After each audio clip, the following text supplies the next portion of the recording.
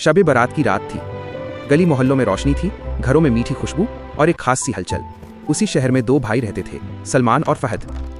दोनों का दिल साफ था, दोनों अल्लाह पर ईमान रखते थे, लेकिन इबादत को समझने का तरीका अलग अलग था। सलमान के घर में चूल्हा जल रहा था, हलवा बन रहा था, बच्चे खुश थे, बातें चल रही थीं। सलमान मुस्कुराते हुए बोला, आज शब बारात है, इस रात तो खुशी मनानी चाहिए, मीठा बनाना चाहिए। रात गुजरती गई, हंसी मजाक होता रहा, मेहमानों का आना जाना लगा रहा, लेकिन इबादत का वक्त कब निकल गया पता ही नहीं चला। सलमान ने सोचा, इतना करना ही काफी है, अल्लाह खुश हो जाएगा। दूसरी तरफ फहद का घर शांत था, न ज्यादा शोर न दिखावा।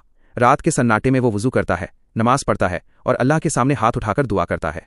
उसकी दुआ सिर्फ अपने लिए नहीं होती, माँ बाप के लिए, भाई के लिए और पूरी उम्मत के लिए होती है। न कोई नया तरीका, न कोई रस्म, बस सुन्नत के अनुसार सादा इबादत। सुबह दोनों भाई साथ बैठे। सलमान थका हुआ लग रहा था, जबकि फहद के चेहरे पर सुकून था। सलमान ने पूछा, भाई तुम पूरी रात क्या करते रहे, तुम तो बहुत शांत लग रहे हो। फहद हल्की सी मुस्कान के साथ बोला, कुछ खास नहीं भाई, जो समझ में आया वही किया। अल्लाह से बात की और बाकी सब उसी पर छोड़ दिया।